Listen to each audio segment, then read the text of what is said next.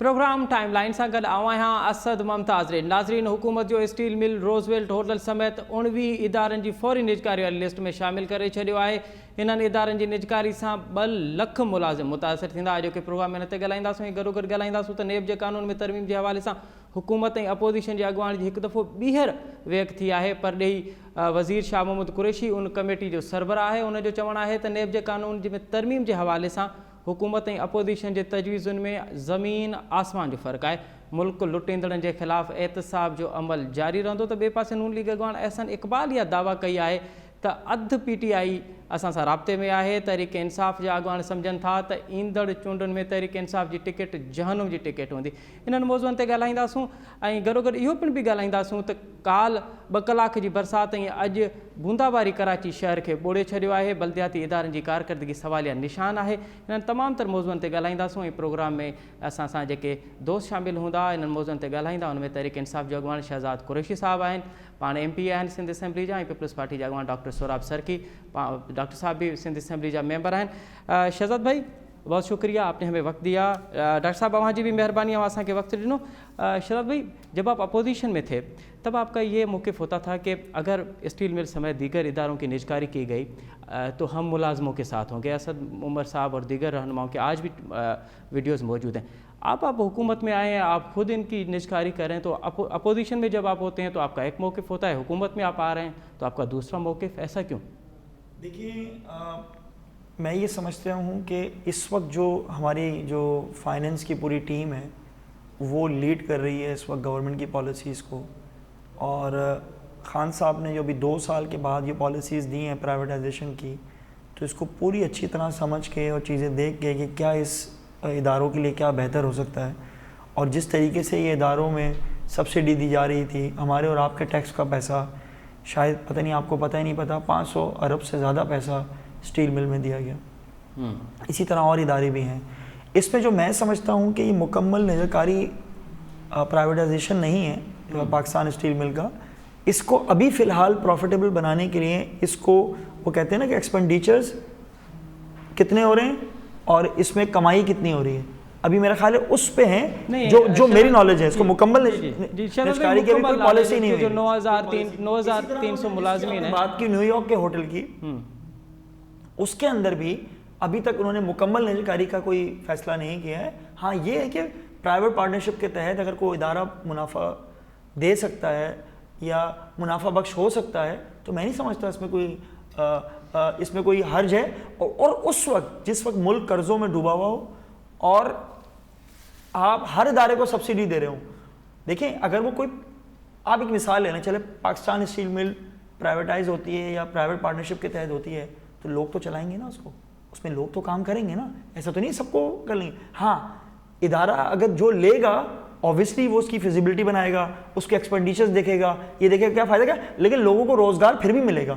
आप जितने भी, अब KE प्राइवेटाइज हुआ, लोग वहाँ काम नहीं कर रहे। हाँ, जो लोग निकम्मे थे, जो सिर्फ और सिर्फ तनख्वाहें ले रहे थे, वो फारिग हुए। वरना आप ये देख लें कि हर इदारा जो प्राइवेटाइज हुआ है उसके अंदर लोग तो काम कर रहे हैं, लोगों को रोज़गार भी मिला हुआ है।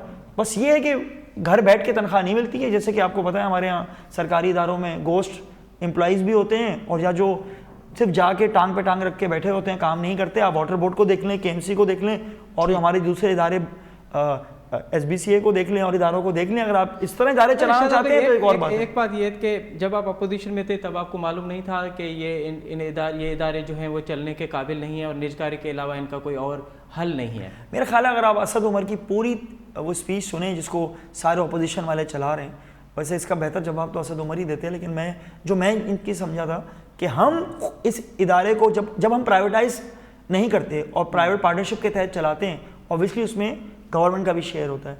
कोई ना किसी को तो इदारा चलाना है ना। उनका कॉन्सेप्ट या उनका जो कहना चाहिए वो ये था, लेकिन फिर भी मेरा ख्याल है अब असद उमर साहब से पूछा जाता है। लेकिन मेरा ये मौक़िफ़ ये है और हमारी PTI का भी ये है कि कोई इदारा नुकसान में नहीं होना चाहिए, और सब्सिडी के हम खिलाफ हैं। यकीन करें, सब्सिडी का जहाँ वर्ड आता है ना, हम मजबूरी की और बात है, लेकिन सब्सिडी देके इदारे चलाते रहें, अब प्लांट बंद पड़ा हुआ है, तनख्वाहें देते रहें, इदारा नुकसान में जा रहा है, तो मैं समझता हूँ मुल्क के लिए तो नुकसानदेह और सरासर ज्यादती है। शहजाद भाई, सब्सिडी किसको नहीं मिलनी चाहिए? आवाम को नहीं मिलनी चाहिए या ये जो सनतकार हैं, ये जो सेठ हैं, इनको नहीं मिलनी चाहिए? देखें, अब इसमें मैं आपको 2 से 3 बातें करूं, आपके सवाल का मैं जवाब दूं। सबसे पहली तो चीज़ ये, आवाम को मिलनी चाहिए जहां पर ज़रूरत के तहत वहां मिलनी चाहिए, जहां आवाम को उस सूरत में मिलनी चाहिए जैसे कि जब कोई चीज़ें ज़रूरत है, ज़िंदगी की चीज़ें महंगी हो जाती हैं, वहाँ गवर्नमेंट स्टेप ले।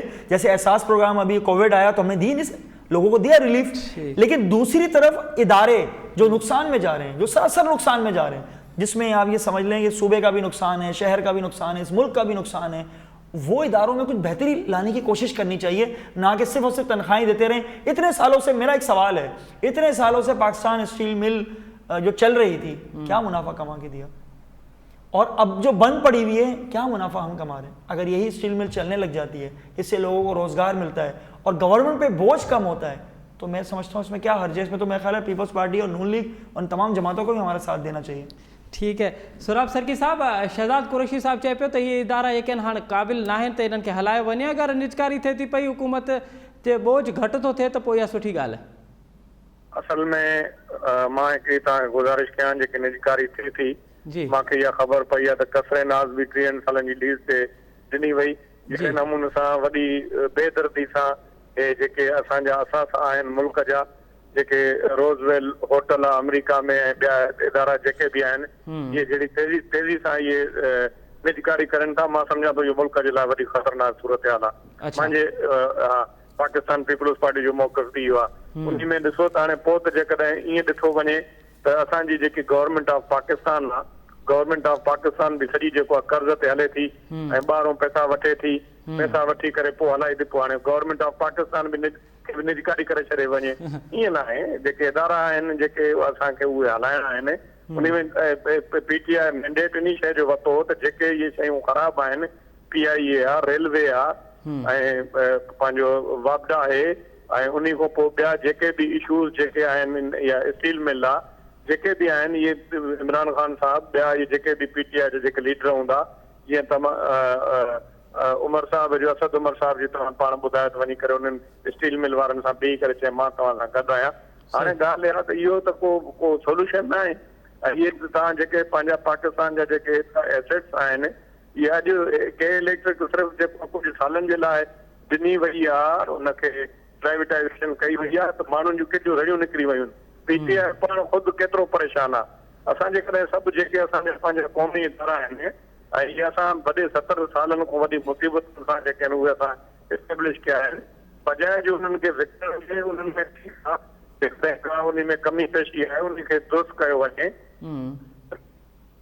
पाकिस्तान पीपल्स पार्टी गवर्नमेंट वीर हज़ार खान बिजारानी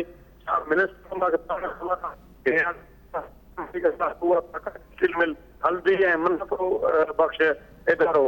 हाणे ॻाल्हि इहा त जेकॾहिं उनखे हलाइण पाई न बंदि करे छॾिबो ऐं पंहिंजा वेस्टर्न इंट्रस्ट हूंदा त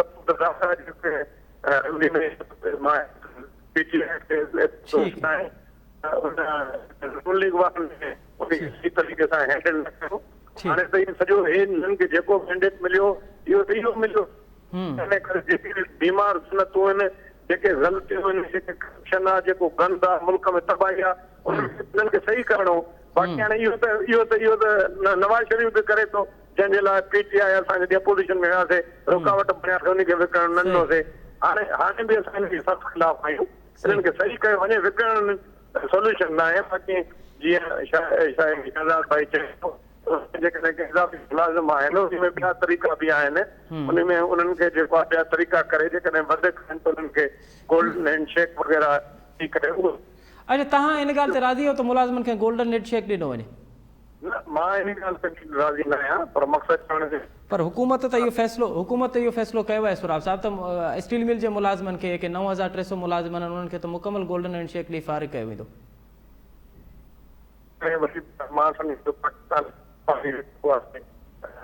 ठीक है, ठीक है। शहजाद भाई, सुराब सरकी साहब जो बात कर रहे थे कि जब हज़ार खान बेजारानी स्टील मिल के मिनिस्टर थे सनत, तो उन्होंने तो शानदार चलाई थी और इन्होंने तो ये वादा करके आए थे कि हम इदारों को बेहतर बनाएंगे और ये जो गंद है ये साफ़ करेंगे। देखिए, अगर सिर्फ टीवी पे बैठ के हमें सिर्फ ये बात ही करनी है और लेकिन अब दुनिया बहुत तरक्की कर गई, हर चीज़ गूगल पे रिसर्च पे है।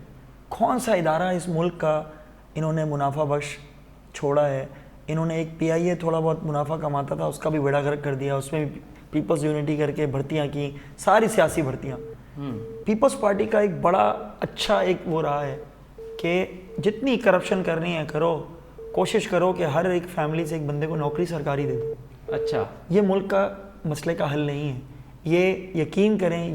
ये अगर आपने इस शहर में, इस सिंध सूबे में और इसके तमाम शहरों में अगर तरक्की देखनी है या तरक्की करनी है, या ओवरऑल पूरे पाकिस्तान की बात करें, तो ये फार्मूला किसी सूरत कामयाब नहीं है। बस सियासी भर्तियां करो।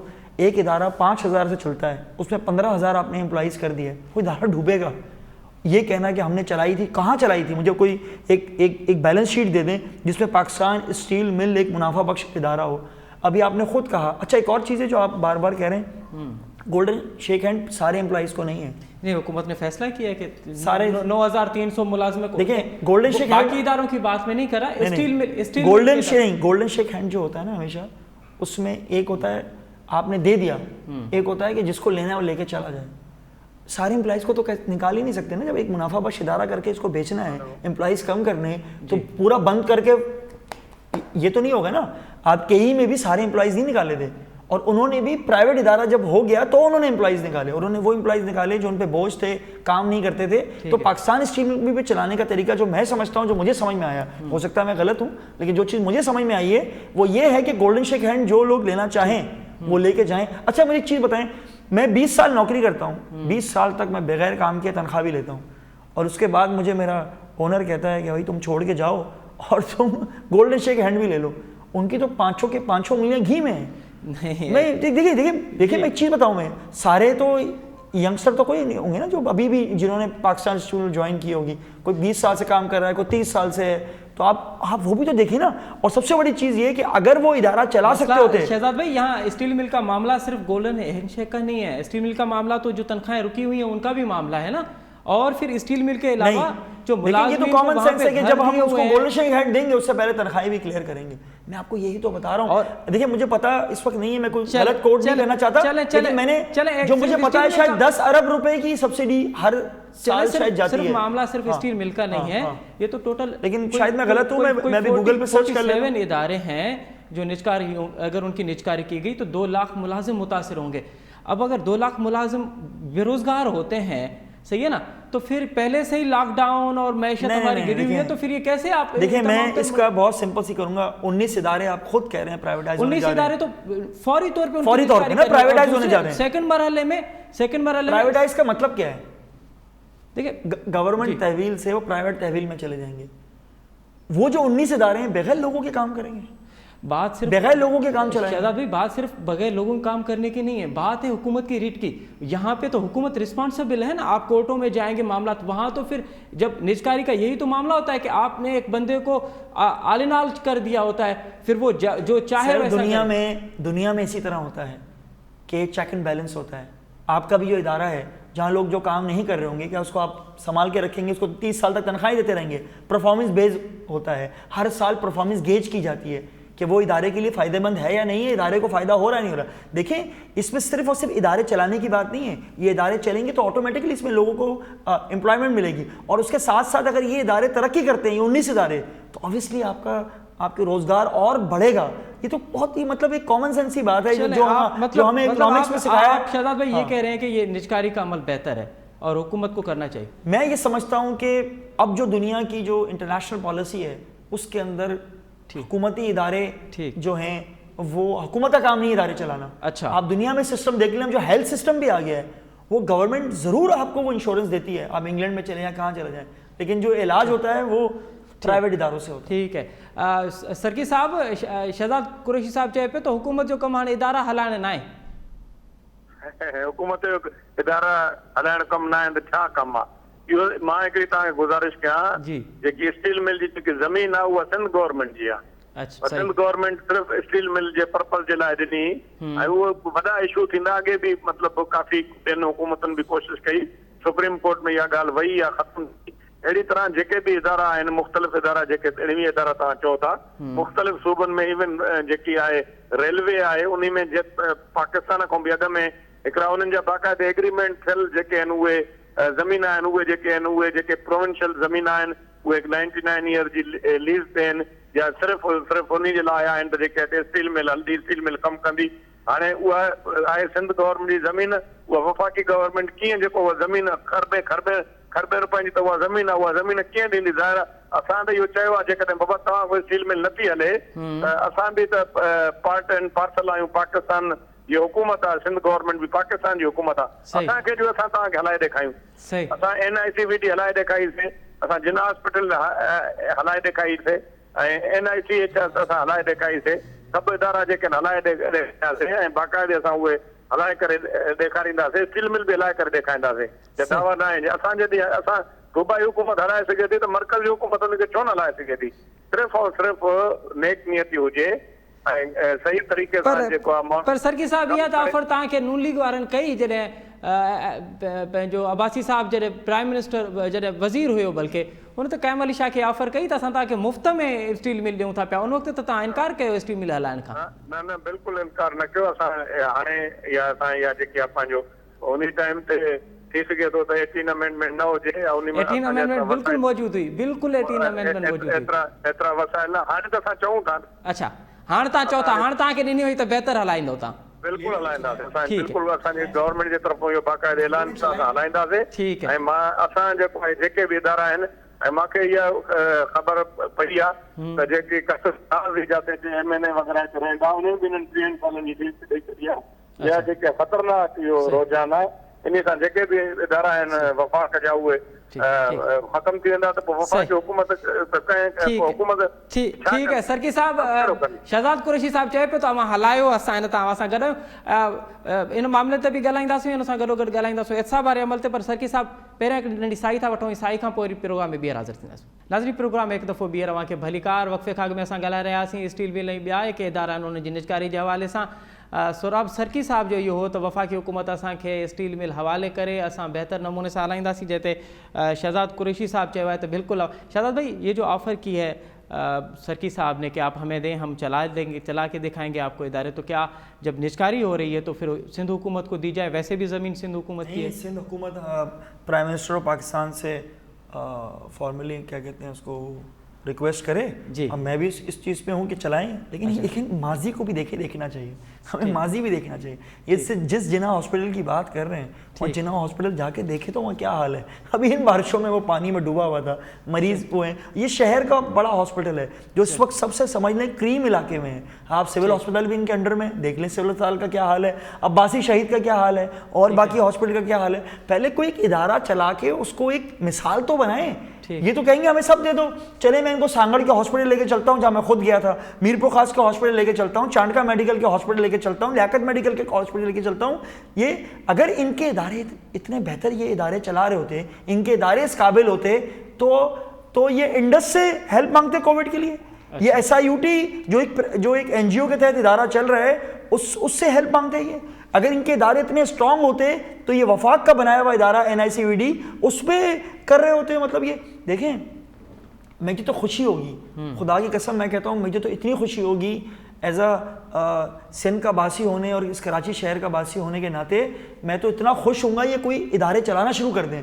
इनकी 13 साल से हमसे आप 2 साल का हिसाब किताब मांगते हैं, ये हो गया वो हो गया। 13 साल से ये सिंध में हुक्मरानी कर रहे हैं। सिंध में कोई एक मिसाल दे दें कि जहाँ पर आपको फील होता हो कि कोई इदारा इन्होंने इस कदर बेहतर बना दिया है जिसमें ये फ़ख्र कर सकें। चलिए यही मालूम करते हैं। सरकी साहब, कुरैशी साहब चए पे तो कोई हिकिड़ो इदारो ई ॿुधायो त तव्हांखे को अवां मिसाली ठाहियो हुजे त पोइ स्टील मिल अवां जे हवाले कजे। मां ॿुधायां तव्हांखे SIUT NGO नथी हलाए, सिंध गवर्नमेंट हलाए थी। इहो मां तव्हांखे ॿुधायां, मां चेयरमैन उसके लिए पूरा साल डोनेशन होती है, सबको पता है डोनेशन होती है, सिंध गवर्नमेंट डोनेशन लेती है। अजीत रज़वी साहब खां उनखे ₹18 रुपया सिंध गवर्नमेंट असां ॾिनो आहे। असां इहो इदारो SIUT असांजो इदारो आहे, इहो NICVD असांजो इदारो आहे।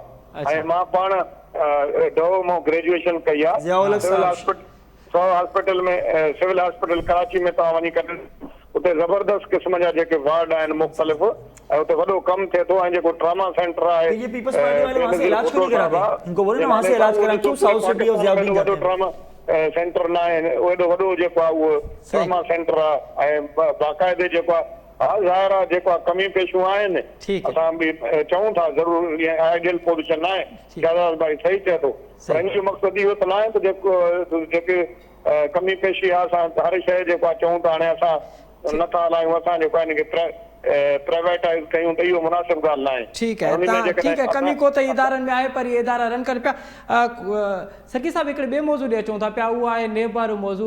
ऐं नेब जे हवाले सां सुप्रीम कोर्ट जो जेको फ़ैसिलो आयो उन खां पोइ कि अपोज़िशन जूं शिकायतुनि खां पोइ बि हुकूमत ऐं अपोज़िशन जे विच में वेहक थिए थी पई, पर अॼु शाह महमूद कुरैशी साहब चयो आहे त हुकूमत अपोज़िशन जूं जेके तजवीज़ूं आहिनि ऐं हुकूमत जूं तजवीज़ूं जेके आहिनि उन में आसमान ज़मीन जो फ़र्क़ु आहे।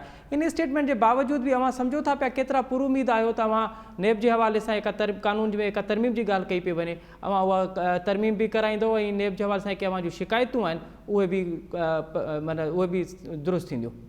असल में ॻाल्हि इहा त तव्हांखे इहा मां हिकिड़ी गुज़ारिश कयां, जॾहिं नून लीग हुई उन टाइम ते बि पाकिस्तान पीपल्स पार्टी इहा कोशिशि कई त हे कारो कानून आहे, हे ईअं कानून आहे जीअं कंहिं ज़माने में 58(2) बि हुई या ॿिया अहिड़ा जेके आहिनि नज़रिया ज़रूरत मुताबिक़ माण्हू खे जेकॾहिं कंहिंखे प्रेशर विझणो हूंदो त उहो उनखे अहिड़े तरीक़े सां इस्तेमालु थींदो। पर इहा मां ॻाल्हि नथो कयां, इहा ॻाल्हि सुप्रीम कोर्ट करे थी त पॉलिटिकल इंजीनियरिंग जे लाइ इहो इदारो इस्तेमालु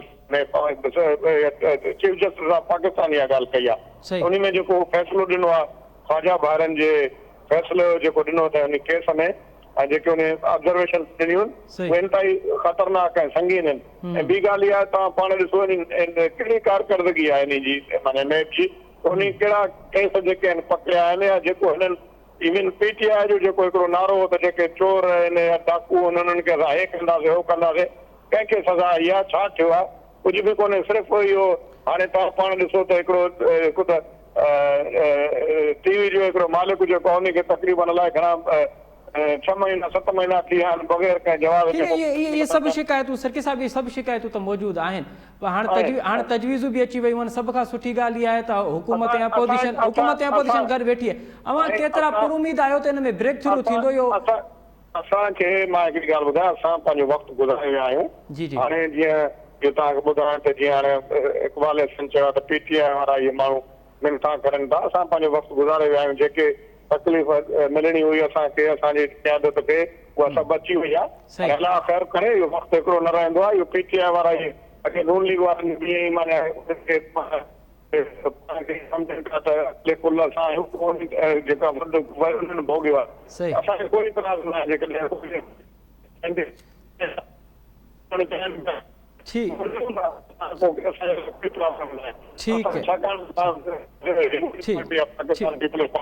पाकिस्तान जी भलाई जे लाइ माण्हुनि जे ख़िलाफ़ को बि कानून इस्तेमालु न थिए, फंडामेंटल राइट्स माण्हुनि खे मिलनि, उनखे ज़मानत जा हक़ मिलनि ऐं उनखे तव्हांखे पाण ख़बर आहे त जेको मर्डर जो केस हूंदो आहे उन में बि माण्हुनि खे रिलीफ मिलंदो आहे। हिन में त को बि कोन्हे ऐं उहे अलाए घणनि सालनि खां पोइ माण्हू गिरफ़्तार आहे, वरी पए त बाबा उनखे कोई केस दाख़िल न थियो। इहे इशू ज़रूरु आहिनि। हाणे PTI वारा जेके आहिनि आख़िर इहे बि ॻाल्हि खे सम्झंदा, जेकॾहिं सही ॻाल्हि सम्झूं बहितर थियो त इहो कानून में के अमेंडमेंट ईंदियूं, हाणे अलाह ख़ैर कंदो पोइ हर कोई खे मुंहुं ॾिए थो। ठीक है कुरैशी साहब, आज शाह महमूद साहब ने एक और भी स्टेटमेंट दी है कि एहतसाब का अमल जारी रहेगा, जिसने भी मुल्क को लूटा है उस पर किसी किस्म की कोई रियायत नहीं दी जाएगी। तो एक तो आप ये बताइए कि अब तो ये बात सामने आ गई है कि जो तजवीज़ें हैं वो उसमें आसमान और ज़मीन का फ़र्क है, और दूसरी बात ये है कि ये एहतसाब का अमल जारी रहेगा।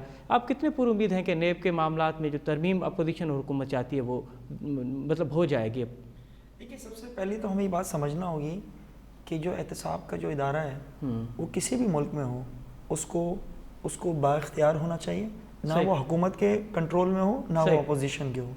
हमने जो पूरी तजावीज़ दी थी जो 2-3 दिन से इस पर वो चल रहा है, इस पर हमने ये कहा कि आएँ बैठें, ऐसी तजावीज़ दें जिससे इस इदारे में बेहतरी आए, ना कि अब इस तरह की तजावीज़ दें कि जिसमें इनके लीडरान को ज़मानतें मिलें, वो उन पर मुकदमात ख़त्म हों। और वो देखिए, पीपल्स पार्टी को इस वक्त सबसे ज़्यादा तकलीफ़ किस चीज़ की है? पीपल्स पार्टी इस वक्त एक डिवीज़न की पार्टी बन के रह गई है। अच्छा, एक डिवीज़न की पार्टी है ये। पंजाब से कौन से वो आपका बस ये डिवीज़न आप समझ लें, बस ये कराची से बाहर निकलेंगे जो सिंध का दूसरा डिवीज़न है, आप देख लें, एक डिवीज़न की पार्टी है। इसके अलावा आप मुझे पंजाब से देख लें, बलूचिस्तान से देख लें, KPK से देख लें, इस कराची शहर में आपने देख लिया बिलावल भुट्टो साहब अपनी जो इनकी जिसको ये कहते थे गढ़ लियारी, वहाँ से भी हार गए। अगर इनकी यही पॉलिसीज रही और यही ये तफरीक डालते रहे, अभी इनका काम है क्या? नैप को इन्होंने कंट्रोवर्शियल करके रखा हुआ है। अच्छा, नैप से हमारा कोई ताल्लुक नहीं है। ये जो मुकदमा है नून लीग ने पीपल्स पार्टी में, पीपल्स पार्टी नून लीग में। अब इन्होंने एक और नया सियासी खेल खेला है जो मैं सिंध की आवाम को बताना चाहता हूँ, वो है अजरक के पीछे छुप रहे हैं। अच्छा, सिंधी टोपी के पीछे छुप रहे हैं। सिंधी टोपी और अजरक 4000 साल पुरानी सकाफत है, उसकी एक अपनी इज्जत है, उसका एक अपना एक मर्तबा है। खुदा के वास्ते उसको तो सियासत का नज़र ना करें। सिंधी टोपी तो मुल्तान में रहने वाला भी पहनता है, पंजाब में रहने वाला भी पहनता है, कराची में रहने वाला भी पहनता है। उसको आप क्या लोगों को पैगाम देना चाह रहे हैं? इसकी जगह पे अगर आपने हॉस्पिटल अच्छे बनाए होते, स्कूल कॉलेजेस अच्छे बनाए होते, लोगों को रिलीफ मिलता। आज जो कराची की पूरी आवाम आपके वो कह रहे रो रही है, तरस रही है, क्योंकि 18वीं तदमीन के बाद ये एजुकेशन, ये सारी पॉलिसीज आपको बनानी थी, ये सारा इंफ्रास्ट्रक्चर, लोकल बॉडी, सब कुछ आपने। आप देखिए मेयर की अपनी कोताहियां अपनी जगह पे, लेकिन मेयर किसी का भी आ जाए, चाहे पीपल्स पार्टी का हो, पीटीआई का हो, एमक्यूएम का हो, जब तक वो बाख्तियार नहीं होगा। इन्होंने एनएफसी करते हैं, एनएफसी तो ले लेते हैं ये, और उसके बाद वो करप्शन की नजर हो जाती है। पीएफसी नहीं करते। क्यों लाड़काना को आबादी के लिहाज से नहीं देते, मीरपुर खास को आबादी के लिहाज से दें, हैदराबाद को दें, सिंध के तमाम शहरों को दें, कराची को दें। कराची दुश्मनी इनको खत्म करनी होगी। मैं आपको बता दूं, आज मैं कराची शहर पूरा देख कर आया हूं। 2 दिन पहले बारिश हुई थी, उससे 1 हफ्ते पहले हुई थी। आज हाल ये छुपते फिर रहे हैं। इनका हाल तो ये था, ये जरदारी साहब की सालगिरह बना रहे थे। इन्होंने तो कराची शहर को तो बिल्कुल लावारिस और बेयारो मददगार छोड़ दिया है। हाँ, हमने वफाक से अपील की है, इससे पहले भी की थी, आप एक्स्ट्रा फंड्स निकालते रहें। लेकिन मेरा एक सवाल है, जब वफाक का एक तरीकाकार होता है, चारों सूबों में एनएफसी दे दिया, उसके बाद भी हम एक्स्ट्रा निकाल रहे हैं कराची के लिए, लेकिन जब तक कराची में या सिंध के दूसरे शहरों में ये प्रॉपर पीएफसी का निजाम नहीं करेंगे, भागते हैं ये लोग। इस असम्बली में हम पीएफसी की बात करते हैं, ये फौरन अजरक और सिंधी टोपी पे आ जाते हैं। हम खुद यकीन करें, जिस दिन हमें पता था ये अजरक का ड्रामा करेंगे, वहां पर मैं, मेरे तारे एमपीएस, सिंध ऑपोजिशन, हम सब अजरक पहन के गए। हमने बताया भाई अजरक आपके लिए अगर ये एक क्या कहना चाहिए मर्तबे का और इज्जत का वो है, हमारे लिए भी है। हम भी सिंधी टोपी को और सिंधी अजरक को, हम सिंध में रहने वाले हैं, सिंध के वासी हैं, लेकिन खुदारा इनको बोले लोगों को तकसीम ना करें। ये अब ड्रामे, ये बुरा नहीं मानेगा, ये 60s 70s की सियासत थी। अब लोग बहुत अक्लमंद हो गए, कराची से लेके कश्मीर तक लोग अक्लमंद हो गए। अब इनकी किसी उसमें नहीं आने वाले। लेकिन शहजाद भाई, सवाल फिर भी नेब पे था कि नेब की जो तरामीम है, आप कितने पुरुद होंगे कि अपोजिशन हुकूमत मिलके? देखिए, मैंने जो अभी इतना बड़ा तकरीर की, इसमें आपको जवाब मिल गया। हम हर वो क्या कहना चाहिए तरमीम, हर चीज में बेहतरी लाने को तैयार हैं, अगर इनका अपना जाती मफाद उसमें ना हो। ये कौम के मफाद की बात करें, ये आवाम के मफाद की बात करें, हमें कोई एतराज नहीं है। यकीन करें, शाह महमूद साहब बोल चुके हैं, खान साहब बोल चुके हैं, सब बोल रहे हैं कि अगर आपको कुछ ऐसा लगता है और बैठो। लेकिन अगर ये बोलेंगे कि अदी को जमानत या अदी से मुकदमात खत्म कर लो, फलां की ज़मानत करा दो, फलां से मुकदमात ख़त्म कर दो, हमारे घर छापे ना मारो, हमें करप्शन में खुला छोड़ दो, इस तरह नून लीग भी पंजाब में ये बोले और लोग भी बोलें, तो यार कैसे चलेगा ये मुल्क का निज़ाम? हम तो आए ही हैं करप्शन को। और ये मैं आपको बार बार मैं हर प्रोग्राम में बोलता हूँ, पीटीआई का भी कोई बंदा करप्शन करेगा, खान साहब उसको भी नहीं छोड़ेंगे। खान साहब के लिए सब बराबर हैं, जो करप्ट है, जो करप्शन करता है, खान साहब के लिए सब बराबर है। ठीक है सरकी साहब, एक तो शहजाद कुरैशी साहब चयो तो हाँ पीपल्स पार्टी एक डिवीजन जी पार्टी थी चुकी है। ॿियो एक नेब के हवाले से इन्हनि जो मौक़िफ़ है तो असांखे ज़मानतूं ॾिनियूं वञनि, असांजे ख़िलाफ़ छापा न हया वञनि ऐं असांजे ख़िलाफ़ एहतसाब न कयो वञे। साईं, पहिरीं ॻाल्हि इहा आहे त पीटीआई ॿियो त छॾियो, जहिड़े नमूने सां कराची में खटियो आहे, उहो कीअं खटियो साईं तव्हांखे ख़बर आहे? मूंखे ख़बर न आहे, अवां ॿुधायो। उहा तव्हां सभु इंजीनियर इलेक्शन आहे, सॼी जेको आहे सिलेक्शन आहे, सिलेक्ट कया विया आहिनि। तव्हां काॾे वयूं ॿियूं पार्टियूं सभु हाणे हिन टाइम ते जेको आहे असांखे इहा ॻाल्हि करनि था, कराची में जेके जहिड़े नमूने सां असां कमु कयो आहे, तव्हां हाणे उहो तव्हांखे जेकॾहिं ॿुधायां त उहो तव्हां सॼो तव्हां ॾिसो, जेको असां तमामु घणो हुते कमु कयो आहे, अंडर पासिस ठाहिया आहिनि, रोड ठाहिया आहिनि, सॼो इंफ्रास्ट्रक्चर कराची में ठाहियो आहे। हिकिड़ी मां तव्हांखे ॻाल्हि ॿुधायां, जेकॾहिं जेॾो बि तव्हां ख़र्चु करे जेके बि रोड ठाहियो ऐं जेकॾहिं उहे ड्रेनेज सिस्टम सही न हूंदो, उनजो बल्दियात जो निज़ाम सही न हूंदो, जेॾो बि सुठो रोड, चाहे बर्तानिया में उन रोड ते जेकॾहिं 10-15 ॾींहं पाणी पवंदो, उहो रोड बर्तानिया में या जेको अमेरिका में बि उहो रोड कोन पवंदो, मेटल रोड। उनखे सॼो जेको निज़ाम आहे उहो बल्दियात जो एमपी वारनि वटि आहे, उहे कमु करनि कोन था। ऐं उहे तव्हांखे पाण ख़बर आहे, मां कल्ह ॿिए चैनल ते बि हुयुमि, उन में मुस्तफ़ा कमाल आयो, चयो उन्हनि खे अरबे रुपया मिलनि था, ऐं अरबे रुपया पाण जेको ऑन करे थो त 15 अरब रुपया जेके हिन सां मिलनि था, उहे 15 अरब रुपया उहे काॾे वञनि था जेके डेवलपमेंट जा आहिनि। जेके 15 अरब हर साल उन्हनि खे डिस्ट्रिक्ट एडीपी में मिलनि था हिन में कराची जे लाइ, ऐं ॿिया जेके हुननि जा फंड्स बल्दियात जा आहिनि उहे अञा हले था आहिनि। बाक़ी हाणे उहो सॼो जेको आहे सिर्फ़ु और सिर्फ़ु पाकिस्तान पीपल्स पार्टी जी हुकूमत सिर्फ़ु इन्हनि खे इहा कावड़ लॻे थी त बाबा हिते जेके आहिनि असां सिंधी ॻाल्हाइण वारा जेके अंदरूनी सिंध वारा जेके आहिनि उहे अची करे असांजी हुकुमरानी करनि था। असां इहो कराची असांजी आहे, कराची कंहिंजी जागीर त न आहे, कराची असां राजधानी है, कराची असांजी जेकी आहे सीम आहे, उनखे हिननि खे अजरक ते कराची को गले लगाएं। कराची जे हवाले सां त शहज़ाद कुरैशी साहब बि चए पई त कराची असां सभिनीनि जी आहे, कराची अव्हांजी आहे, असां सभिनीनि जी आहे। असांजी कराची आहे, ॻाल्हि आहे त जेकी कोठियूं असांजूं हूंदियूं बिल्कुलु मां उन खे बि एडमिट कंदुमि, पर असां कराची में कमु कयो आहे ऐं शहज़ाद भाई वारनि खे हाणे जीअं बि मिलियो आहे उहे हाणे जी बिलावल साहब जी इहा ॻाल्हि कयूं उहा उते हाराए वियो त हिननि खे जीअं खटायो वियो आहे जीअं बि खटायो वियो आहे। हिन टाइम ते MNA MP उतो आहिनि इहो ॿुधाइनि त जेको मर्कज़ हिन कराची खे घणा पैसा ॾिना आहिनि, जेके असांजे दौर में जेके स्कीमां हलनि पियूं या जेको आहे नवाज़ शरीफ़ जेके स्कीमां ॾियूं उन्हनि ते जेको आहे केतिरा पैसा रखिया विया आहिनि ऐं उन्हनि में हिननि खे असांजे कराची खे जेको आहे हिननि खे मैंडेट मिलियो आहे त हे बि त हुननि जे लाइ कुझु पैसा वठी अचनि करण जी कोशिश करनि। जी जी सरकी साहब, शहज़ाद कुरैशी साहब का सवाल तो करना चाहिए। जी मैं कह रहा हूँ सर 100 बिस्मिल्लाह, हम तो कह रहे हैं आप कराची में कोई काम करें, कराची की सारी गलियां डूब गई हैं, सेवरेज का सिस्टम नहीं है, मेयर को बाख्तियार करें, कोई फंड्स दें, हमें तो खुदा की कसम खुशी होगी आप कराची को ओन करें, हमें तो यकीन करें खुशी होगी, हम भी आपका साथ देंगे। कराची वाले इस वक्त जो तकलीफ में हैं, जो पूरे शहर का बेड़ा गर्क हो गया है, इसका खुदा के वास्ते कुछ करें। कराची बहुत इस वक्त सताया हुआ है और लिटरली कराची की आवाम रो रही है इस वक्त।